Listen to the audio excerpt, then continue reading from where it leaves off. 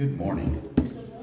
It is good to see all of you, and we are in our fifth week of our fall series, Joy, looking at the idea of joy as seen through the book of Philippians. The book of Philippians is a letter that Paul wrote from jail to the first church he ever planted in Europe on his second missionary journey. And he writes this, and it is full. We see this theme of joy just keep coming back and coming back and coming back.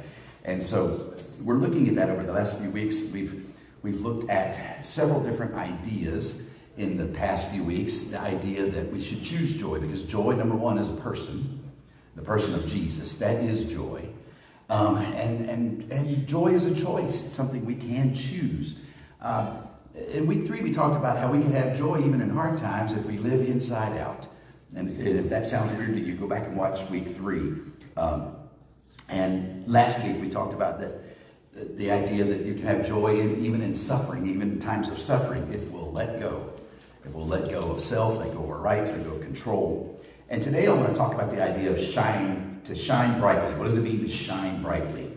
As I often do, and that's said with sarcasm, I wanted to start with a C.S. Lewis quote. Yay. If I could do that. You're saying, no, that's Victor that does that. Well, yeah.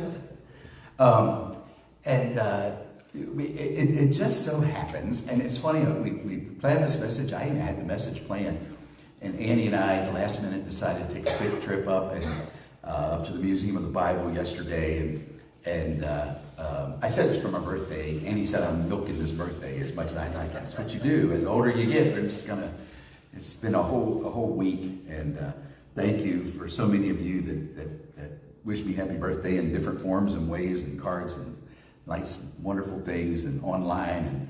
And Pat started a week early. She wished me happy birthday. I don't know if her Facebook was messed up or something, but it was great. It was great to get that birthday message last week. And what was funny was the number of people that came on and commented and were jumping right on board. Didn't look, didn't know. All right, it's all good. But we went we loved going up to the Museum of the Bible, but they have a venue there where a theater group out of South Carolina, but near Charlotte, like in that area, I think, and I may be way wrong, it might be further in South Carolina, but it's a theater company called Logos, and they have a whole academy. They teach that, they teach prop making, it's a full-scale thing, and they come up every so often and do productions there. And they did a production there. We've seen Prince Caspian there. Last year we saw Pilgrim's Progress, which if you've never read is a phenomenal read. It's not a short read, but it is. It's one where you need to read that one with Victor on speed dial, because there's going to be lots of questions. It's going to be like, what does that mean? And I had to read it in high school, I guess, and so it was fun for me. Annie had never heard the story, which made me very irritating all through the whole thing. I was like, oh, I forgot about him, and he stands for it, he represents. She was like, leave me alone. And so we went up yesterday and saw The Lion, the Witch, and the Wardrobe. It was fantastic, but that was written by C.S. Lewis, called The Chronicles of Narnia, so it was kind of ironic that happened this weekend, and I plan to open today talking about C.S. Lewis, his autobiography. We talk about joy. The title of his autobiography was Surprised by Joy. And it talks about how he went from atheism to Christianity and how joy just kind of surprised him almost, like it kind of came out. So he says, but he made this statement, and I love this quote.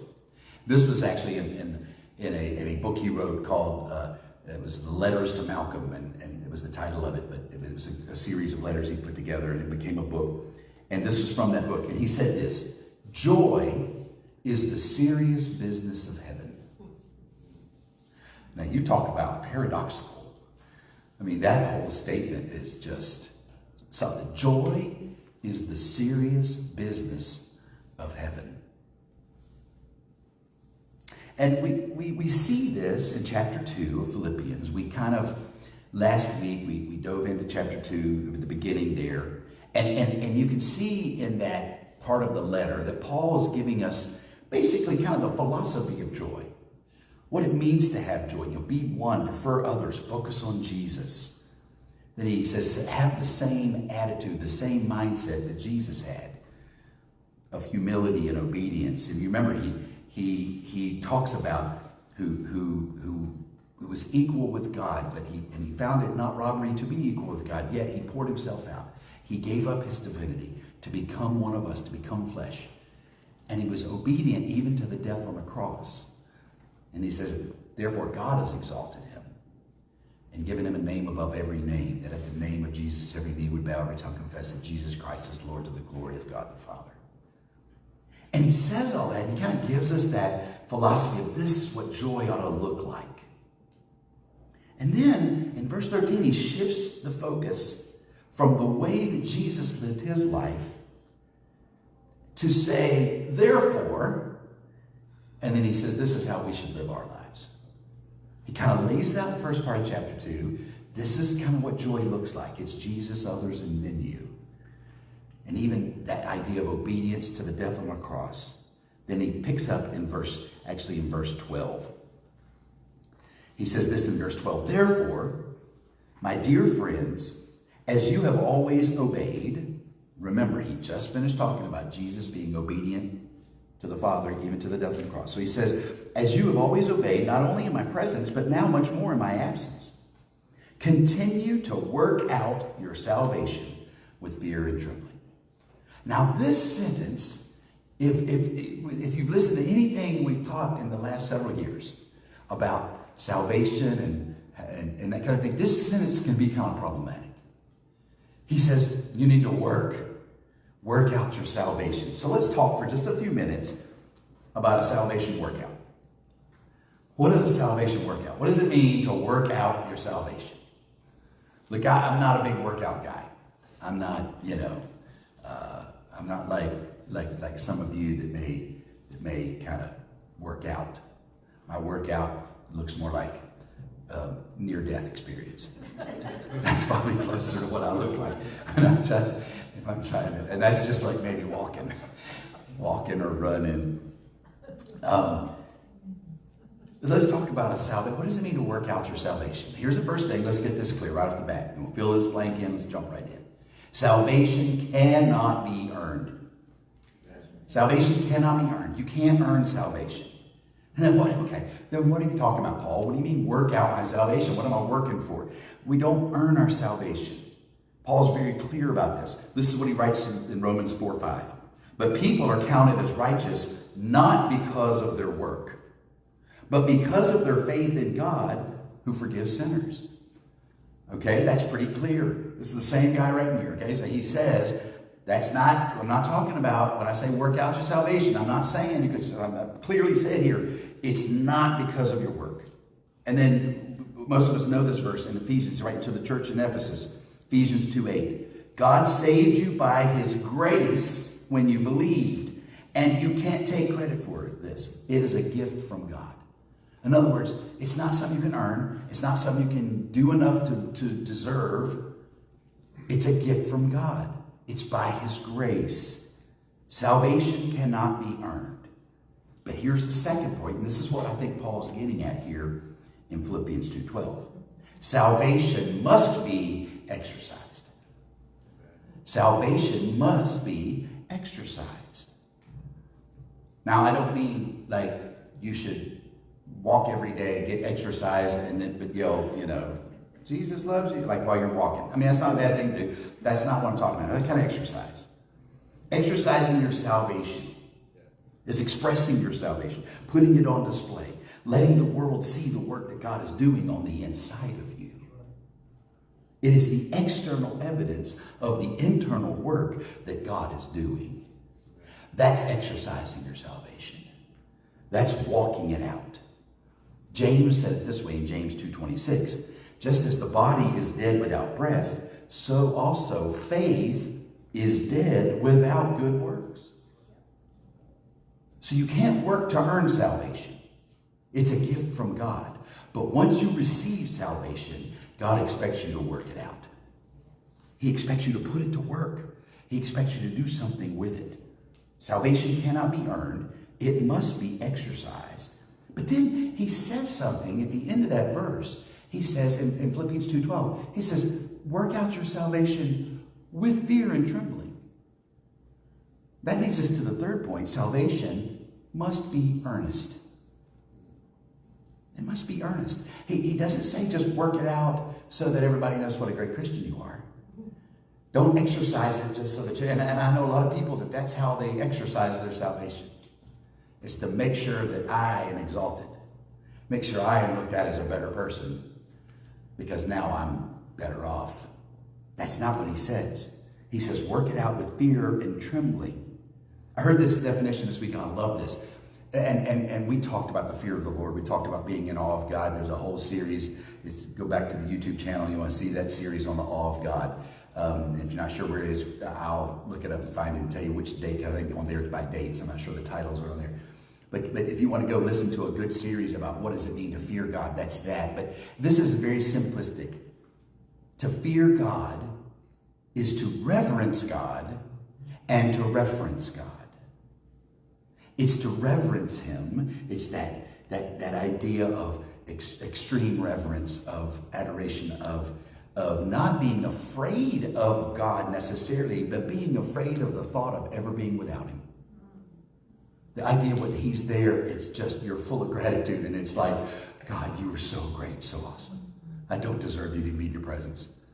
It's that kind of fearful reverence. But also, it's to reference God.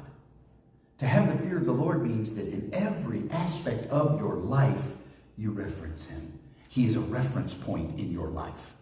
He is a part of everything you do, how you walk, how you work, how you live, how you breathe, how you function, how you involve yourself in society and culture and everything else. God is the reference point. He is the reference point. It takes me to my favorite verse. I don't have it on the screen. Wasn't planning, but I can't get past it when we talk about these two things. In Proverbs 3:5-6, trust the Lord with all your heart. Lean not on your own understanding. In all your ways, acknowledge, reference him, and he will direct your paths, or he'll make your paths straight. That's what that proverb is talking about, this idea of fearing the Lord. So salvation must be earnest. We've got to do it with reverence and with reference. And then it says fear and trembling. And if you look in the actual Greek, those words almost can be interchanged at times. Like he's saying the same thing twice. But the word trembling, actually, it just simply means to shake. Now, in this context, when you put them together, most of the time, you see it as just a continuation of the same emotion, fear and trembling.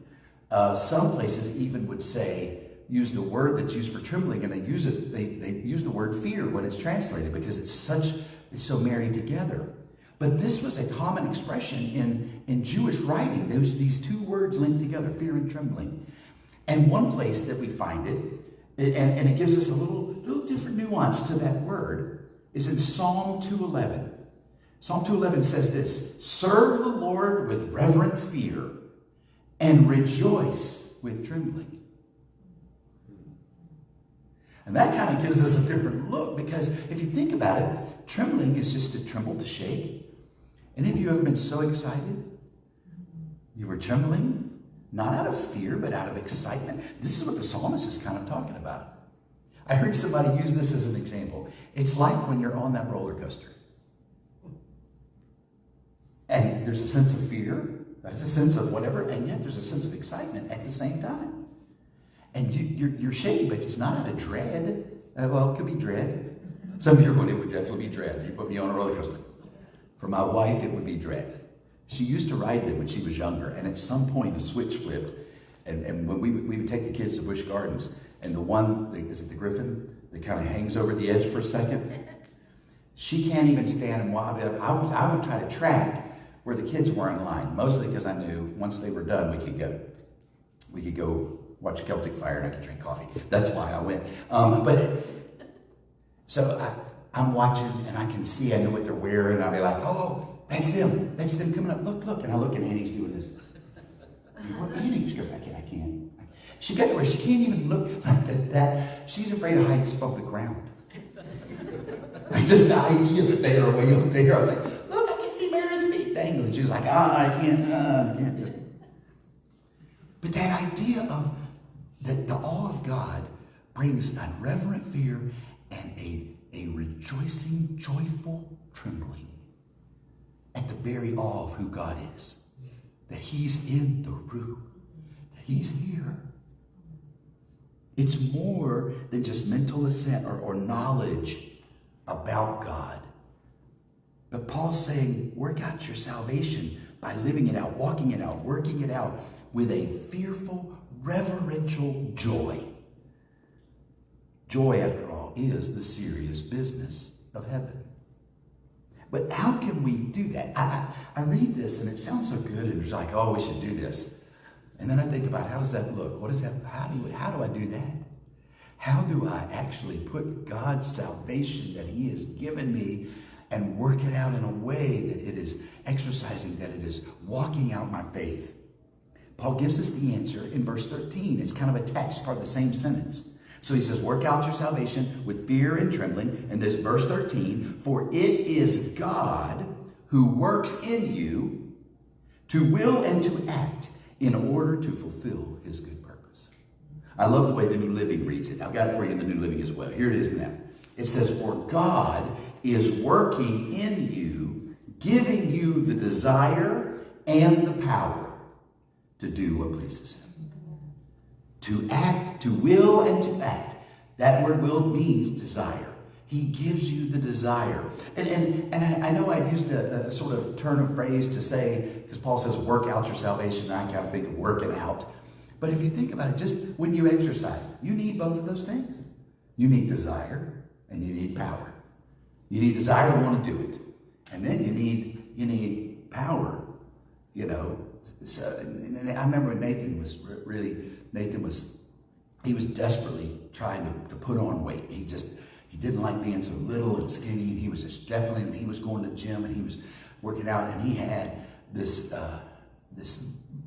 I called it a bucket of chalk that he would scoop out and put in and stir it up, and he tried to get me to taste it one time. I'm like, oh, I can't, what is it? He goes, oh, this is pre-workout. And I was like, if I pre-worked out that, I would be post-puking at the gym. I can't, I can't, how would you? He said, oh, but it gives you, and I read the label, and I went, okay, I'm just going to drink 5 cups of coffee and go, because it's the same stuff, you know. It's just like that caffeine, it's the stuff that pre-workout. You kind of look like you do pre-workout. No, you just have good genetics. So, but it's this idea that you need the desire, you need to want to do it, and then you need the sort of the power. You need something to be able to do it. I lack both of those. I don't have the desire. I have the desire. I want to do it. I like to think I want to do it. Andy and I went to DC Friday night. I knew the place we were staying. I've been there before. Got a nice little gym in there. I packed my shoes and my shorts, even got up early. And then when Annie got up and I had gone back to bed, she said, did you decide not to? I said, yeah, it's my birthday. At some point, my desire fails. And then at times when I have the desire, I just don't seem to have the power. I don't seem to have the energy to do it. Paul is saying, listen, you've got to work out your salvation. God has done all this for you. It's good to have those mindsets. It's good to be humble like him, to surrender like he did. Have that. But therefore, when you put all that together, you need to work out your salvation with fear and trembling. And don't worry, he says, it is God in you. And I love the NIV there because it says it's God at work in you. Work out your salvation. It's God in you. So God's working in you so you can work out the salvation. He's giving you the desire and the power to do it. But then he keeps going. He keeps going. That'd be great if he didn't keep going, but he does. Because listen what he hits us with in verse 14. Do everything without complaining and arguing. Oh, let me read that again. Do everything without complaining and arguing. Oh, this is terrible. As a pastor, I'm just looking around the room thinking, there's some people not here right now that need to hear this verse again. Do everything without complaining and arguing. And I'm not talking about my wife, by the way. Some of you are just looking at me dirty lips like, no, I'm not talking about anything. I'm not talking about anybody. Forget I said that. Okay. And he says this. This is what he says. Do everything without complaining and arguing so that no one can criticize you. Paul is saying this is for your benefit. Do everything without complaining and arguing. I came across some notes I had. I'm teaching a session for our ministerial internship program. I actually did last month. And I've got to do it every month, actually, between now and January. But last month, and I pulled out some old notes. It was a subject we had dealt with here. And I came across this, and I used this there. And I was going to go grab a picture, but I didn't. But if you remember, I talked about the difference between a vulture and a hummingbird. A vulture is always looking for dead things. That's what they do. They're carrion. They feed off of dead things. And so they're constantly looking for dead things. Do you know what they always find? Dead things. Hummingbirds are looking for sweet things. They like sweet stuff. It amazes me. Any of you have like a hummingbird? I started to call it a trap. It's not a trap because you don't trap them. It's a feeder. Thank you. It's just a feeder. It's a nice. If you were going to catch a hummingbird, I guess it would work. But if anybody have a feeder? I remember I've seen those before, and I found out it's just sugar water. I mean, essentially, it's what it is, because they just crave sweet stuff. They want something sweet, whether it's a flower, whether it's sugar water, whatever it is. Do you know what hummingbirds always find? Sweet stuff. You find what you're looking for. So some of you are wrestling with this idea of joy. I can't seem to have joy in anything. Well, let's go back to verse 14. Do everything without complaining or arguing. I think some of you struggle with joy because no matter what situation you get in, the spirit of Eeyore just comes over you. And it could be the greatest thing in your life, and it's wonderful. And it's like, hey, did you know this? Well, probably won't last. You know, it's like you can find, some of you are incredible. I tell you, some of you are great. And I'm not talking to anybody here. Somebody online that I'm talking to. Some of you are awesome. You can find the negative in the most positive situation that's ever existed. It's amazing the ability you have. It blows my mind. It's like, look at this incredible thing. Look, you just won $1 million. Well, I owe $1.010 million. I won't even cover it. I mean, it just feels that way sometimes that we do this. And Paul is saying, listen, this is not only good for you, for your joy, but it's actually good because no one can criticize you when you're not complaining about everything. Now, I'll be honest with you, I'm not sure why. I don't know how that works. And if you want to know, I know some of you think I'm not going to say ask Victor. You have to wait and get to heaven someday and say, hey, Paul, why is not complaining keep people from criticizing me? I'm not sure how that works. But I know enough to know that this is what he says. And he keeps going. He says, live clean, innocent lives as children of God.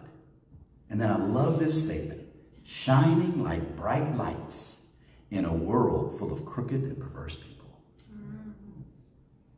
This is sort of the end of all of this. So it's not that Paul is he's not on a soapbox here.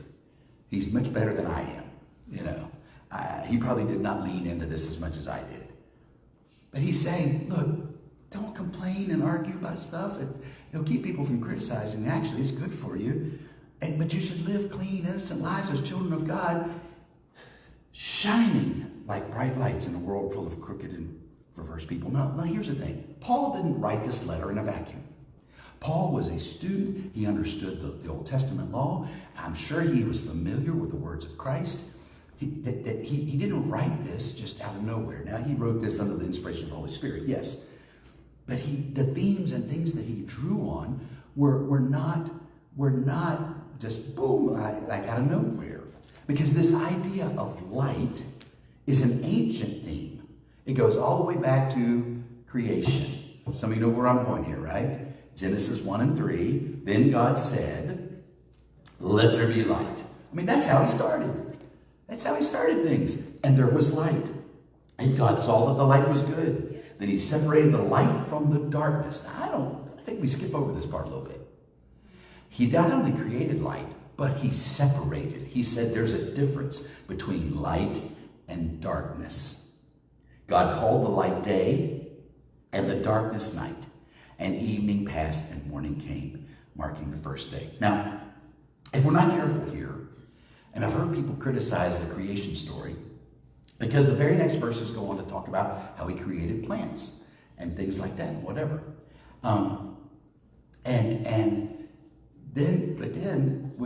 It's not until we get to verse 14, we'll read that in a minute, but when we get down there, that's when God actually creates the sun and the moon and the stars.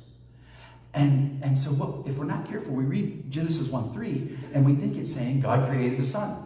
No, God created light. God created the very concept of light itself.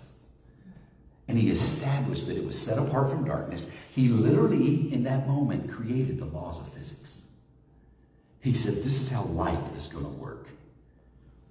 And here's the great thing. For at least 2, maybe 3 days, there was light and dark, and there was several days. There was the evening and the morning. Then we get to verse 14. Then God said, let lights appear in the sky to separate the day from the night. Let them be signs to mark the season, days, and years. Now here's the thing. Here's what I think the creation story is telling us. God created the sun, moon, and stars for us. We didn't need it. There's light and darkness already. God says, no, I need something so that people don't lose their minds. Go, why does it get light? Why does it get dark? So he gives us that because we need. God doesn't need seasons. He works in seasons. He doesn't need time. You've heard me say this before, and it's gotten to where it gets on my nerves now because there's some of these songs now that uses. I get it. I understand it. I'm not saying it's wrong or heresy. But God is not right on time. God is God. God is who he is. Time is our issue. We're the ones that have to deal with time. We're stuck in like how we do time. So to us it seems like, to quote the old song, he may not be there when you want him, but he's always right on time. Well, to us, he's right on our time, but he's just God. He was always going to be there. He is who he is.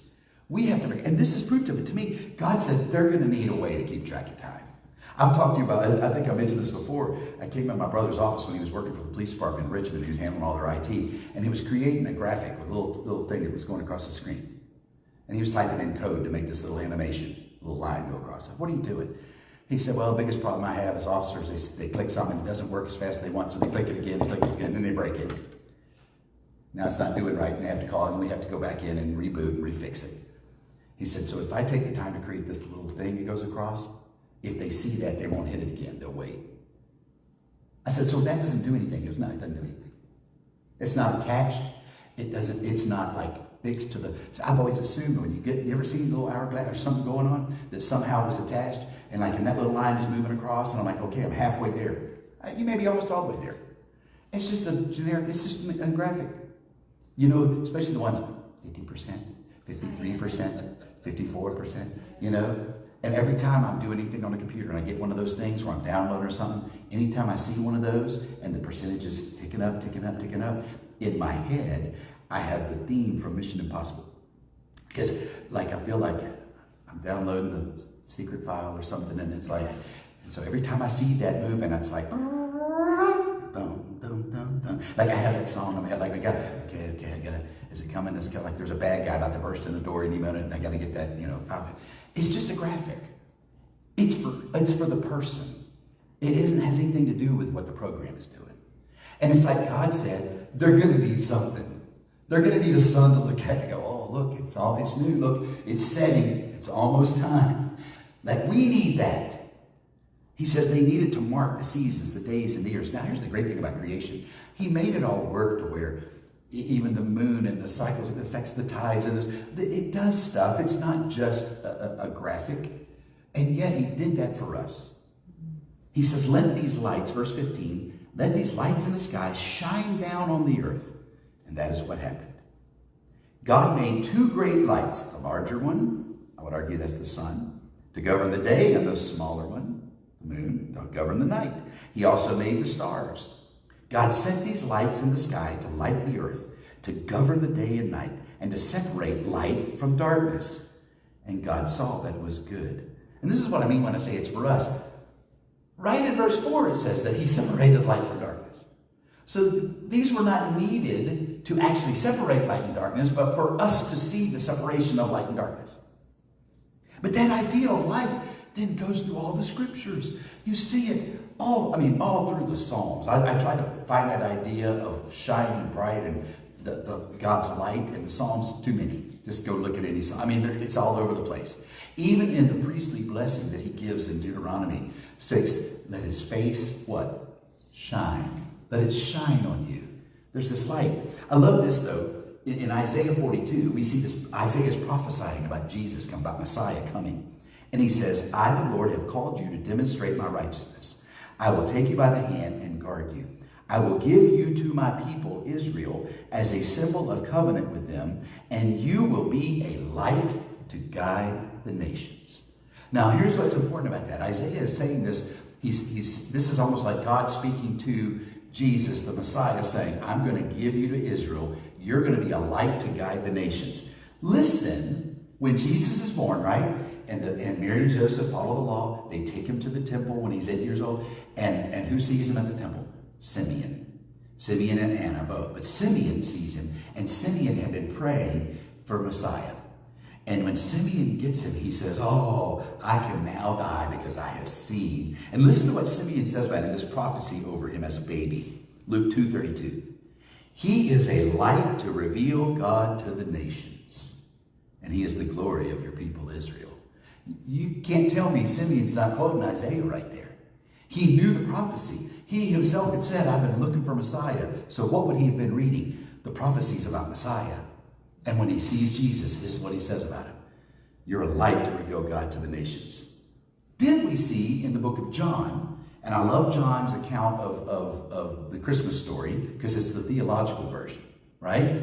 In the beginning, John 1:1, in the beginning was the Word, and the Word was with God, and the Word was God. Notice that's a capital W there. It's Logos, but he's talking about Jesus. He was in the beginning with God. All things were made through him, and without him was not anything made that was made. In him was life, and the life was the light of men. The light shines in the darkness, and the darkness cannot overcome it. So we see this theme of light over and over again, to the point that Jesus himself in John 8, verse 12 says this. Jesus spoke to the people once more and said, I am the light of the world. If you follow me, you won't have to walk in darkness because you will have the light that leads to life. Are you seeing this as a central theme throughout the scriptures? From creation to the Old Testament, Jesus himself, then on the Sermon on the Mount, he looks at the people and says this to them. Not only am I the light, verse 14, you are the light of the world, like a city on a hilltop that cannot be hidden. He says, not only is there light, God created light, there's light all through the scriptures. I am the light, you are the light. And then listen, this is back in the Old Testament, but this is Daniel prophesying about the end. Okay? This is chapter 12, this is the last chapter, and you can tell all through it, he's prophesying, and even says, boy, these are things to come at the end of time. Okay? Chapter 12, verse 3, and he's talking about those believers in Christ who have survived, who've made it. Okay? He says, those who are wise will shine as bright as the sky. And those who lead many to righteousness will shine like the stars forever. Now here's the thing. You can't tell me Paul was not aware of this literature. That he was not aware of the Old Testament prophecies, even Daniel's. And we know that from what he talks about when he lists his credentials. He says he studied. He was a Pharisee of Pharisee. He knew the law. He had read this stuff. He had most likely at this point heard these words of Christ. He draws on this theme, and he writes to the Philippian church that not only should they not complain and argue so people won't criticize them, he says, be innocent, live clean, be innocent children of God, and shine bright. Shine like bright lights. That word light there is the Greek word phoster, which means luminary or a celestial body serving as a source of illumination. What's a celestial body that is a source of illumination? It's a star. This is the word for star. So he's saying you should shine like stars. You should shine like the stars in the sky. And he is referencing Genesis, he's referencing Isaiah and Jesus, and even Daniel, who says at the end of time, you will shine like stars in the sky. Paul is saying, you don't need to wait till the end of time. Do it now. Shine like stars. So I told you several minutes ago that I was going to talk about shining brightly. So let's wrap this up and talk about what does it mean to shine like stars. If this is our instruction, if Paul is saying, if you want joy, be like Christ, focus on others, and then Jesus, be humble, be obedient, walk out that obedience with fear and trembling, and shine like stars. Here's how we walk it out. Here's the first thing we know about stars. Stars guide the lost. Stars guide the lost. For centuries, stars have guided sailors, people at sea. They've used different things before even instruments, but then after they created instruments to be able to examine where the stars were in the sky, and they have guided them. And that was taught and understood as the way to navigate. In 2006, I don't know what was going over at the U.S. Naval Academy, but some brilliant person said, we don't need these classes anymore. And they actually dropped all of their celestial navigation classes. They said, we don't need it anymore. We've got GPS. We don't need to look at the stars. We got all this technology. We got satellites. We don't need it. Now here's what, I don't know what happened between 2006 and 2016, but I suspect something happened because in 2016, they resumed those classes. And here's the problem. Even though GPS, modern technology, is incredibly advanced, it relies on power. And without power, it doesn't work. Batteries can fail. It's also a computer-based model with satellite, and it can be hacked. It can just break and fail. And I think at some point, I'm guessing, I don't know this for a fact, but sometime in those 10 years, one of them things happened. Because I think they realized, you know what? We should be teaching sailors how to look at the stars in case this stuff doesn't work. Because they brought it back. Here's the thing, stars are reliable. They're unchanging. They are unchanging beacons of hope. They don't fail. They don't rely on batteries. They don't need recharging, and you can't hack a star.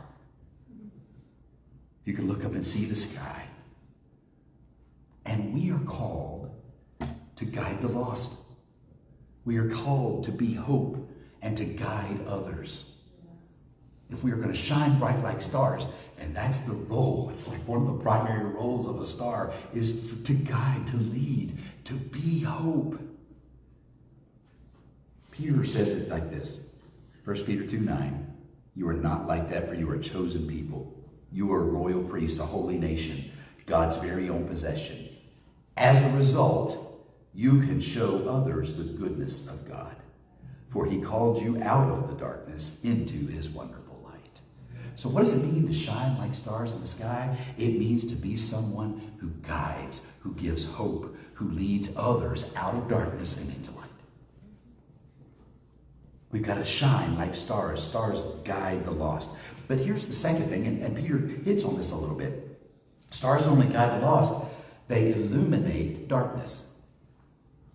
They illuminate darkness. He says you're called to not only guide them, but out of darkness and into the light. Stars illuminate darkness. Can I tell you something? Light is not afraid of the darkness. That's why I think John 1 was talking about Jesus, and he said he was the light of men, and the light could not overcome it. The dark could not overcome it. I love one translation that says the dark could not comprehend it. It could not wrap around. It can't. You've heard me talk before. You can go in pitch black, and if you have the smallest little bit of light. I did not realize how much my watch face, when it comes alive, smartwatch, it's illuminated. I didn't realize how bright that was till I was in a very dark theater one time, and I went to look at my time, and I felt like I lit up the whole place. It was like, oh. As it seemed so bright, because it doesn't matter how little it is. Like right now, it's not making any difference at all. But when you're in the dark, any little bit of light, the darkness cannot comprehend it. Just a match, just a candle, something as simple as that. Light is not diminished by darkness. It can't be contaminated by darkness. It will always overcome darkness. And light makes darkness flee. So you could say that we are called not only to illuminate darkness, but in a sense, when we are there to eradicate fear. I'll never forget one time as a kid, I don't remember if it was in a classroom, I can't remember the context. It was some kind of classroom. I don't know if it was a Sunday school class or class, whatever it was. And they asked us this question: what are you afraid of? And everybody had to give an answer. And I knew the answer. I was afraid of the dark. I was terrified of the dark. But I did not want to say I was afraid of the dark. I didn't want to say that. It would be embarrassing. I was old enough at that point. I was still a little kid, but I was old enough to know you weren't supposed to be afraid of the dark. That was a kid thing, and I didn't want to sound like a kid. And so I intellectualized and overanalyzed my answer, like what do I say to keep me from sounding like a little kid who's afraid of the dark? And so I said, what am I really afraid of? Well, what is it? And I began to examine it. And okay, well, so why would I be afraid of? What am I afraid of the dark? And by the time it got to me, this was my answer. What are you afraid of? I said, I'm afraid of the unknown. Because that really is what we're afraid of. When the reason you're afraid of darkness is you can't see what's in the dark. You can't see it. And when it's dark, somehow, it can create fear because there's an unknown thing there. There's something, whatever. I was at home, and my wife and daughter had abandoned me, forsaken me. I mean, it was probably just for a volleyball game, but it felt like they had forsaken me. I was home by myself the other day, and I was in the front bathroom, not the one in my room, but the one up front, the one Meredith uses primarily, and Annie too in the morning. She uses that a lot. And I was in there, and something caught my eye, out of the corner of my eye. And this teeny little friend that had somehow gotten into the house was there, and I shut the door. Now, I don't know what made me do that, because now I'm trapped in there with this teeny little thing. Now, then I'm looking around. I don't really have any, like, how am I gonna, I can't, my wife if I don't take care of this problem, she will wake me up tomorrow morning because she'll scream, because so I tried, and I learned several things. I learned that I do not have very good aim with a rolled up hand towel. So I thought I could just whack that thing. I thought, here's what I'm going to do. I'm going to stun it. I'm going to scoop it up, throw it right in the toilet and flush. Boom. And I don't have to, no mess, no fuss, just boom, it's done. You know. If you could have, I'm glad there was a lot of reasons I'm glad there's not video in my bathroom, but if you could have seen me whacking away, trying to hit that little guy, and he's fast. He's like the Barry Sanders of mouses. He was like, I could not, you know, and I don't have very good aim, I guess, with a towel. And he ran behind, and then I learned something else.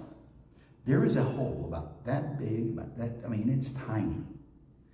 Right in the corner of that bathroom, right by the tub, right there, and that wall right there, some of you, that's the steps down to the basement. Guess where that mouse lives? I think that's where he came from. It's right out there, because he went, boop, boop, and I went, where'd he go? gone. Now, my first thought was, okay, he's gone. Then I had to contemplate, do I tell my daughter and my wife about this experience and cause fear in their life?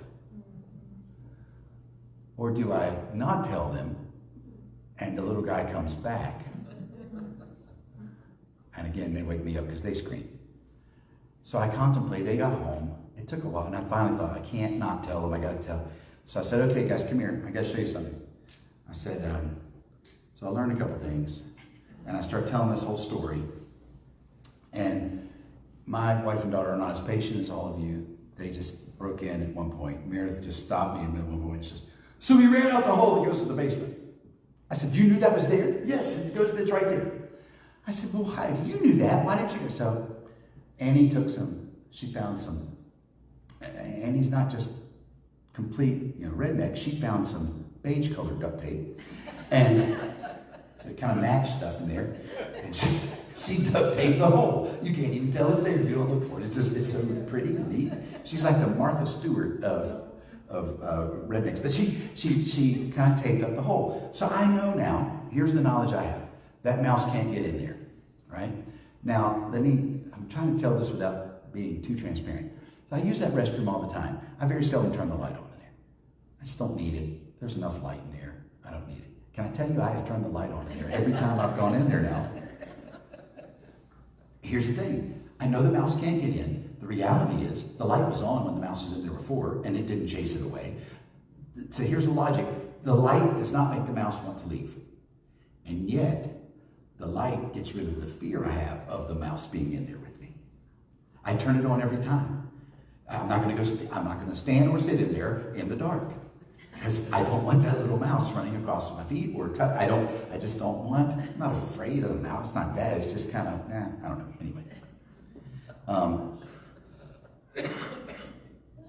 Light will get rid of even irrational fear. Even fears that don't make any sense. Somehow, we can turn the light on, and it illuminates things. It gets rid of the unknown. It brings light to situations to where we can assess things better and maybe use our prefrontal cortex to get our amygdala under control that's telling us either run or fight, do something. And we need that prefrontal cortex to go, hey, that noise was just that thing. You leaned up against the wall and fell. But you have to turn the light on to see that. So light has a way of getting rid of fear. And here's what I want us to understand. I think when we deal with the culture, some of us are really quick to want to chase away the thing that's causing fear, when really what we're called to do is to be light. And when you are light, it will chase away the fear. This is what Jesus said. Well, I read the first part. I already read verse 14, but let's pick back up. Sermon on the Mount. You are the light of the world, like a city on a hilltop that cannot be hidden. No one lights a lamp and then puts it under a basket. Instead, a lamp is placed on a stand where it gives light to everyone in the house.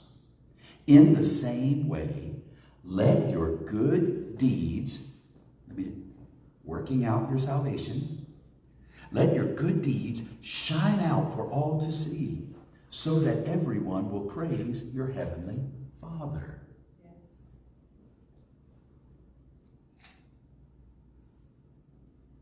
You heard this if you listened any in week 3 about living inside out. We need to be thermostats, not thermometers. Right? We need to change the environment. We don't need to react to the environment. Stars are the same way. Stars are not impacted by the surrounding environment. They create the environment. Our sun, which is a star, okay?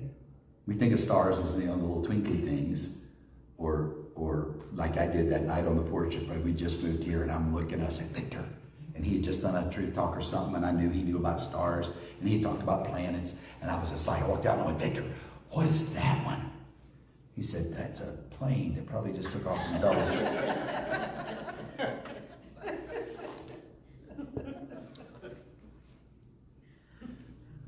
Our sun is a star, okay?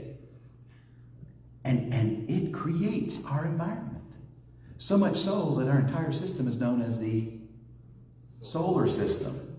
It's named after the soul, the sun. That star creates our environment. When it's out, it makes you feel warm, even on a cooler day.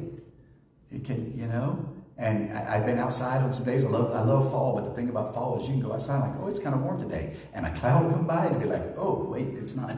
Like it changes the environment like that. When it's blocked, when it's this, it affects, everything is changed.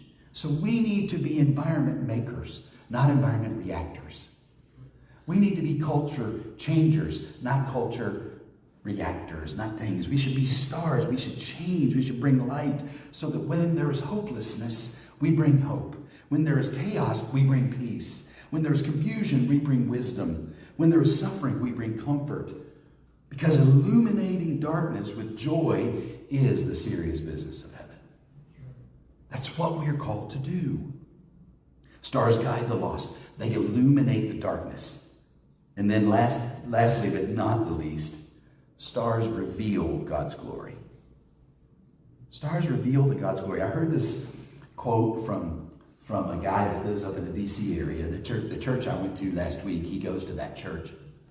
And he's got PhDs in mathematics and physics.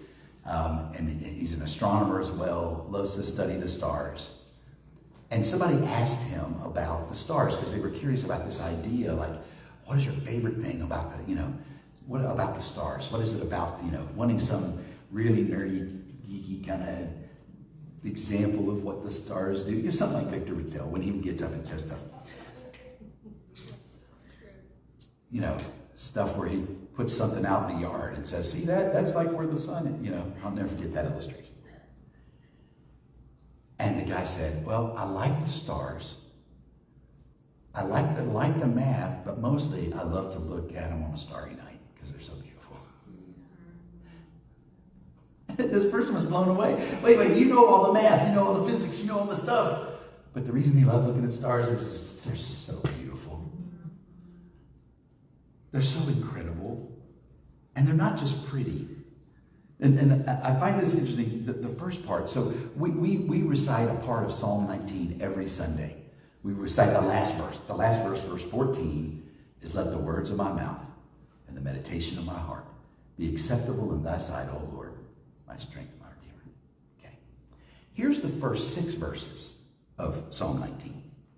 The heavens proclaim the glory of God. The skies display his craftsmanship. Day after day they continue to speak. Night after night they make him known. They speak without a sound or a word. Their voice is never heard. Yet their message has gone throughout the earth, and their words to all the world. God has made a home in the heavens for the sun. It bursts forth like a radiant bridegroom after his wedding. It rejoices like a great athlete eager to run the race. The sun rises at one end of the heavens and follows its course to the other end. Nothing can hide from its heat. I love listening to the psalmist write about the beauty and the fact, and I love how he starts in verse 1. He says, the heavens declare, they proclaim the glory of God. When we follow Jesus, we are like stars that shine brightly. We shine the character and nature of God. We reveal his goodness. We reveal his faithfulness. We reveal the beauty of God, of who he is. We breathe joy and life and hope to the world around us. That's what we are called to be. That's what Paul is saying. You want to experience joy? This is what it's like, and this is what it looks like to work out that salvation, to put it into practice. Don't complain. Don't argue. Be clean. Be stars shining in the light. Guide others. Guide the lost. Give them hope. Light the darkness. Eradicate fear just by being who you are as a follower of Christ, and reveal his glory in every place you go. And then he continues, and he wraps up this little section. And and I don't want to take long here, but I could probably do an entire series on this one statement. Hold firmly to the word of life. Hold firmly to the word of life. That statement, I mean, this is Paul saying, you've got to get a hold of God's word. And does that mean the Bible? Yes. Does that mean God's word? Yeah. Does that mean Jesus? Yes. It's the word logos. Just get a hold of everything it is. And then he says, on the day of Christ's return, I will be proud that I did not run the race in vain and that my work was not useless. And then I love how he wraps things up. I will rejoice even if I lose my life. Remember, he's in prison, and we know this is the prison, and I don't know how soon after this letter it had happened, but this is the prison where he was at before his life was taken. He says, I'll rejoice even if I lose my life, pouring it out like a liquid offering to God, just like your faithful service is an offering to God. And I want all of you to share that joy. Yes, you should rejoice, and I will share your joy. He's saying this is all for this. This is all what we talked about last week. It is the joy that was set before him. It's the reason he endured the cross. Paul says if you want to experience this joy, you've not only got to have the mindset of Christ, but you've got to look like him. You've got to shine bright like the stars. And then he finishes chapter 2. And I don't have it all up here, but I encourage you to go back and read verses 19 through 30, those last 11 verses. And he does it by honoring a couple of people that seem to be, if you read what he says about them, examples of everything he had been teaching in this chapter. The two people are Timothy, who he then writes a couple letters to later. We know Timothy traveled with him. And a guy named Epaphroditus. And he honors them, and he talks about them to this church, and he does it in this way, as Paul often does. He says, now they're going to be coming to you, but let me tell you, let me just say something about them. And he talks about them. He talks about Timothy. He actually makes this statement. He says, there is no one like Timothy. No one. Nobody can compare to Timothy. There's no one like him. And here's his reason. And listen, you say something like that, and you expect Paul to say, there's no one like Timothy. No one can preach the gospel like him. No one is his effect. No one heals people like he did. Nobody, whatever, all the things we kind of think of. This is what Paul says. He says, there's no one like Timothy who has the concern for God's people. Who cares about people? He's a true shining star. He tells them to honor Epaphroditus. And he talks about how Epaphroditus almost died trying to take care of Paul. He had come from Philippi, that church. They had sent him to take care of Paul. And he says, he came to do what you couldn't do, to help me. And he almost died. And he makes this statement about Epaphroditus. He says, and you should honor him and men like him. He's telling them that this is not just something that's theoretical. This idea of the first part of chapter 2, or even walking out and living examples and shining like stars. And he goes, let me give you an example of two stars, Timothy and Epaphroditus. And he says, you should honor them. You should all aspire to be Christ followers. And we know he makes this statement in his first letter to the Corinthians. He says, imitate me as I imitate Christ. He says, be like me. Be like me. Can you say that?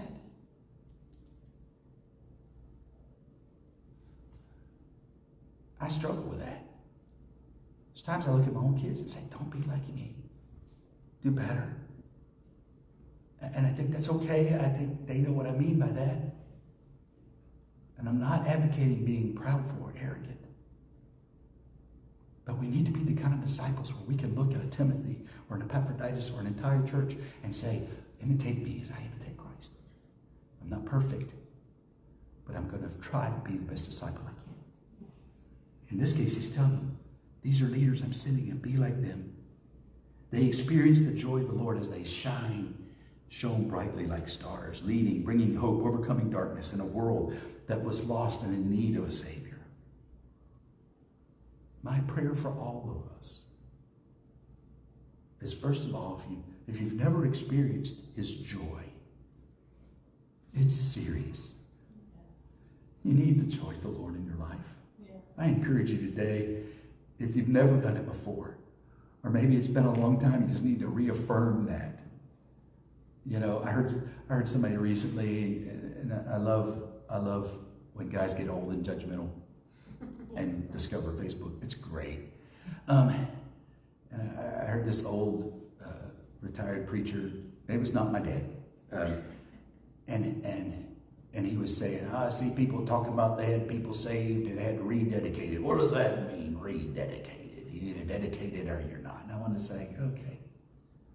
Like if you want to be rededicated, come be rededicated. Rededicate every Sunday.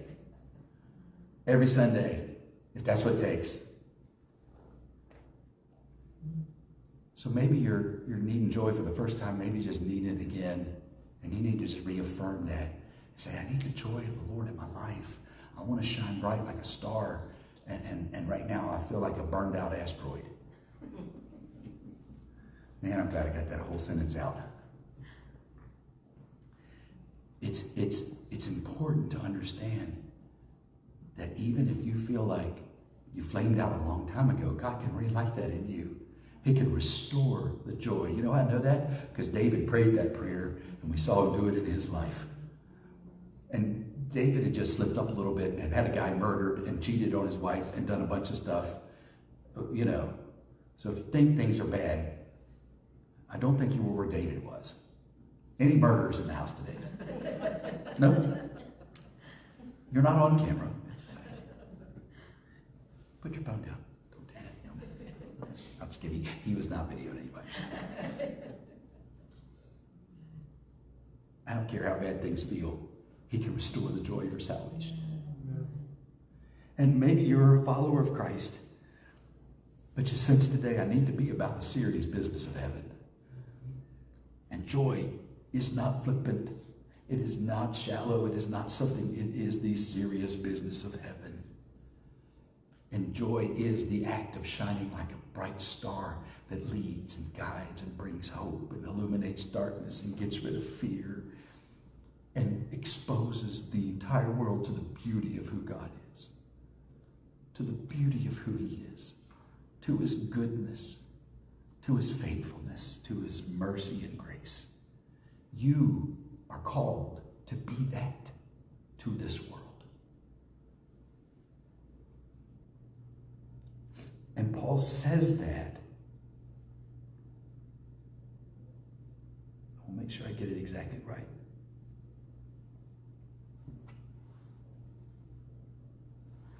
He says to shine like bright lights or stars in a world of crooked and perverse people. And he was talking about what they were living in right then. But you talk about the most relevant statement you ever heard. If you don't think we live in a world of crooked and perverse people, maybe I'm just biased because I just spent the weekend in Washington.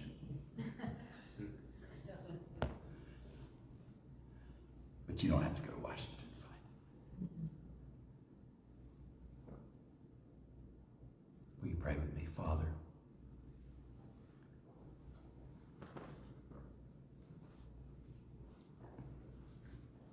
first of all, God, forgive me for the times that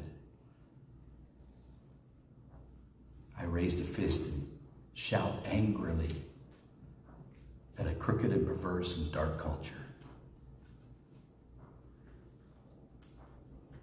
Help me instead of shouting and screaming at the darkness to light a candle instead. To shine like a bright star that you have called us to be. Lord, no manner of words or debate, and that's healthy. It's not a bad thing. We will never convince a culture more than we can if we will just shine your light and be light and walk as light. And that means we will use words. It doesn't mean that we just sit silently. But God, I pray that you'll allow your light as it illuminates our lives, as we live as clean, innocent children of God, without complaining, without arguing, as we walk out our salvation in a manner that is sincere and earnest, in a way that is not done to earn, but a way that is done to exercise and give an example of what you have done in us to work out that which you have worked in us. Lord, as we do that, shine brightly. Lead others.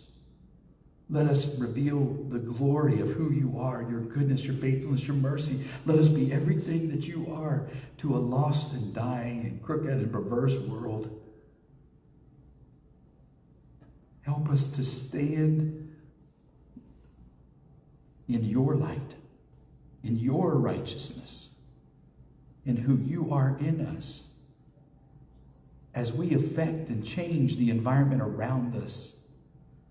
Help us not to be changed by the culture, to conform to the culture, but be transformed us, renew our minds, change us to be more and more like you, that we would shine your life and your light to a world that desperately needs it.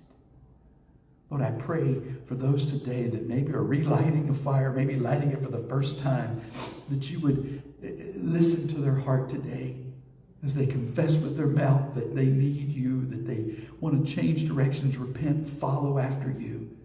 They ask you to forgive them for the sin in their life and acknowledge that you are Lord, and ask you to be the Lord, the owner, the supreme authority in their life. And yes, the one who will light their life with the light of who you are, that they may then shine as examples of your glory. God, I thank you for the work you're doing in us today as we follow you and others follow us to a place that they understand and come to know the joy, the serious business of heaven as we walk in you today. We praise you today.